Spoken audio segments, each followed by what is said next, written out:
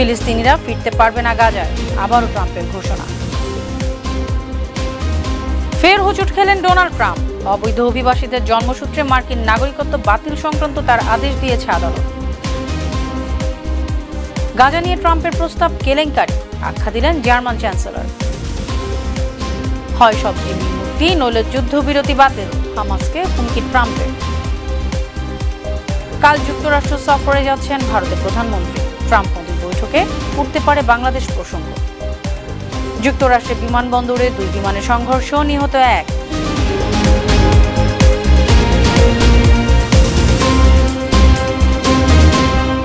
সুপ্রিয় দর্শক, উত্তর থেকে দক্ষিণ, পূর্ব থেকে পশ্চিম, বিশ্বজুড়ে প্রতিদিনের এমন বিভিন্ন খবর নিয়ে আমি অনন্যা চৈতি আছি আপনাদের সাথে।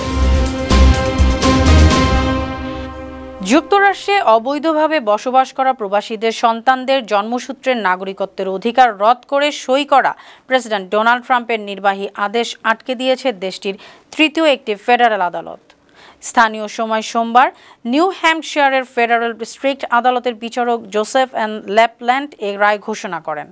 গেল সপ্তাহে সিয়াটল ও মেরিল্যান্ডের ফেডারেল আদালত পৃথকভাবে একই রায় দিয়েছিলেন। আমেরিকান সিভিল লিবার্টিজ ইউনিয়নের দায়ের করা মামলায় দাবি করা হয়, ট্রাম্পের আদেশ সংবিধানকে লঙ্ঘন করছে, যুক্তরাষ্ট্রের সংবিধানের অন্যতম গুরুত্বপূর্ণ মৌলিক মূল্যবোধকে পাল্টে দেওয়ার চেষ্টা করা হচ্ছে।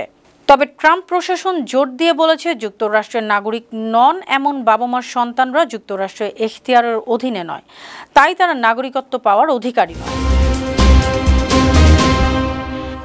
যুক্তরাষ্ট্রে আমদানি করা স্টিল ও অ্যালুমিনিয়ামের উপর 25% শুল্ক আরোপ করা হবে, এমন ঘোষণা দিয়েছেন প্রেসিডেন্ট ডোনাল্ড ট্রাম্প। স্থানীয় সময় সোমবার থেকে এ শুল্ক কার্যকর হওয়ার কথা রয়েছে।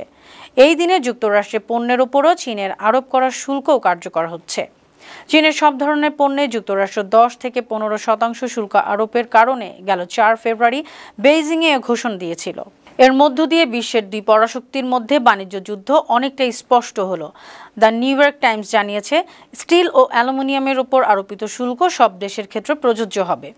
স্থানীয় সময় রোববার এয়ারফোর্স ওয়ানে সাংবাদিকদের কাছে ট্রাম্প বলেন, নতুন নির্ধারিত এ শুল্ক কানাডা, মেক্সিকো, যুক্তরাষ্ট্রের মিত্র দেশসহ বৃহত্তম বাণিজ্যিক অংশীদার সবার জন্যই কার্যকর হবে।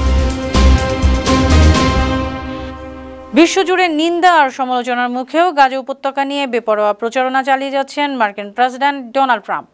সোমবার তিনি আবারও বলেছেন, তার পরিকল্পনা অনুযায়ী গাজা মার্কিন প্রশাসনের অধীনে থাকবে।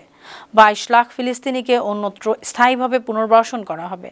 এসব ফিলিস্তিনিরা আর গাজায় ফিরতে পারবে না।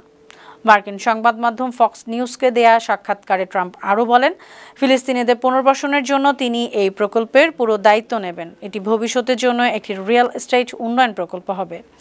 এর আগে এয়ারফোর্স ওয়ানের সাংবাদিকদের তিনি জানান, মধ্যপ্রাচ্যের ধনী দেশগুলোর সহায়তায় ফিলিস্তিনিদের জন্য আধুনিক শহর নির্মাণ করা হবে। ট্রাম্পের এই পরিকল্পনা মধ্যপ্রাচ্যের বিভিন্ন দেশ সরাসরি প্রত্যাখ্যান করেছে। এদিকে গাজা খালি করতে ট্রাম্পের প্রস্তাবকে কেলেঙ্কারি বলে আখ্যায়িত করেছেন জার্মানির চ্যান্সেলর ওলাফ শলৎস। মার্কিন সংবাদ মাধ্যম এপির এক প্রতিবেদনে বলা হয়, রোববার নির্বাচন পূর্ব একটি বিতর্কে চ্যান্সেলর শলৎস এ মন্তব্য করেন। তার প্রধান প্রতিদ্বন্দ্বী প্রার্থীও ট্রাম্পের পরিকল্পনা নিয়ে অস্বস্তি প্রকাশ করেছেন। গাজা পুনর্গঠন করে এটিকে মধ্যপ্রাচ্যের সমুদ্র সৈকতে পরিণত করা ট্রাম্পের প্রস্তাব সম্পর্কে জানতে চাইলে চ্যান্সেলর বলেন, এটি একটি কেলেঙ্কারি, সত্যিকারেই এক ভয়ানক অভিব্যক্তি। ওই বিতর্ক অনুষ্ঠানে ওলাফ শলৎস আরও বলেন, গাজার জনগণকে অন্যত্র স্থানান্তর করা অগ্রহণযোগ্য, এটি আন্তর্জাতিক আইনের লঙ্ঘন।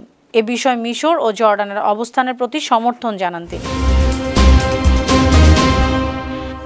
আসছে 15 ফেব্রুয়ারির মধ্যে হামাসের কাছে থাকা জিম্মিদের মুক্তি না দিলে যুদ্ধবিরতি চুক্তি বাতিলের হুমকি দিয়েছেন যুক্তরাষ্ট্রের প্রেসিডেন্ট ডোনাল্ড ট্রাম্প। ফরাসি বার্তা সংস্থা এএফপি জানিয়েছে, গেল সোমবার হোয়াইট হাউসের সাংবাদিকদের প্রশ্নের জবাবে ট্রাম্প একথা বলেন।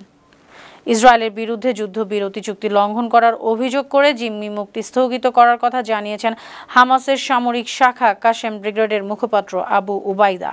এর প্রতিক্রিয়ায় হোয়াইট হাউস সাংবাদিকদের সঙ্গে আলাপে মার্কিন প্রেসিডেন্ট বলেন, যদি শনিবার 12টার মধ্যে সব জিম্মিকে ফেরত দেওয়া না হয়, তাহলে আমি বলবো যুদ্ধবিরতি বাতিল করো।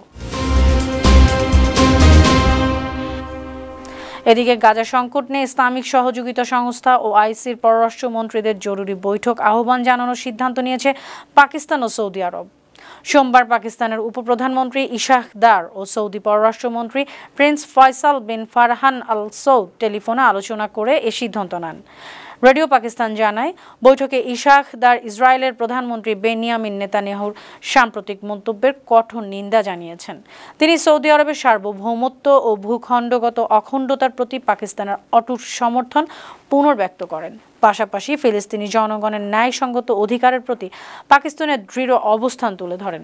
জবাবে প্রিন্স ফয়সাল পাকিস্তানের দীর্ঘদিনের অকুণ্ঠ সমর্থনের জন্য কৃতজ্ঞতা প্রকাশ করে দুই দেশের সুদৃঢ় সম্পর্কের গুরুত্ব তুলে ধরেন। আসছে বুধবার যুক্তরাষ্ট্র সফরে যাচ্ছেন ভারতের প্রধানমন্ত্রী নরেন্দ্র মোদী। দ্বিতীয় মেয়াদে ডোনাল্ড ট্রাম্প প্রেসিডেন্টের দায়িত্ব নেওয়ার পর দেশটিতে এটিই তার প্রথম সফর। দুদিনের যুক্তরাষ্ট্র সফরে মার্কিন প্রেসিডেন্ট ট্রাম্পের সঙ্গে বৈঠক করবেন মোদী। 13 ফেব্রুয়ারি ওয়াশিংটনে ওই বৈঠক হওয়ার কথা রয়েছে। সোমবার এক বিবৃতিতে নরেন্দ্র মোদী জানিয়েছেন, তার এই সফর দুই দেশের মধ্যে বোঝাপড়া আর সমঝোতা আরও গভীর হবে।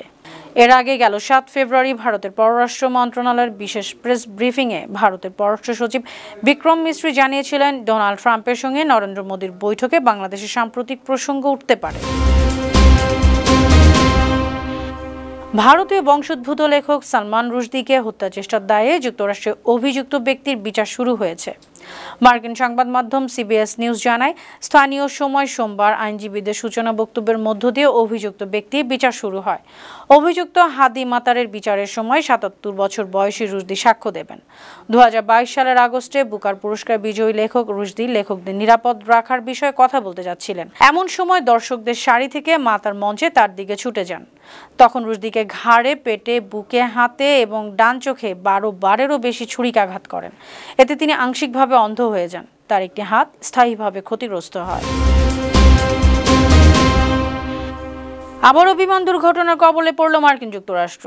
এবার বিমানবন্দরে অবতরণের পর 2 বিমানের সংঘর্ষে একজন মারা গেছেন, আহত হয়েছেন আরও 4 জন।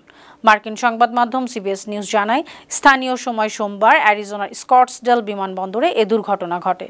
মার্কিন ফেডারেল এভিয়েশন অ্যাডমিনিস্ট্রেশন জানিয়েছে, লিয়ারজেট 35-এ বিমানটি দুপুর 2:45টায় স্কটসডেল মিউনিসিপ্যাল বিমানবন্দরে অবতরণের চেষ্টা করে।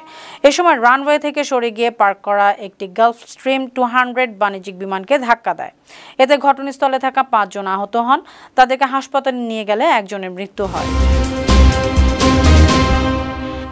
মধ্য আমেরিকার দেশ গুয়াতেমালায় ভয়াবহ সড়ক দুর্ঘটনায় অন্তত 51 জন নিহত হয়েছে। নিহতদের মধ্যে 36 জন পুরুষ ও 15 জন নারী। এ দুর্ঘটনায় আহত হয়েছেন আরও অনেকেই। তাদের অনেকের অবস্থা গুরুতর। এ কারণে মৃতের সংখ্যা বাড়তেও পারে।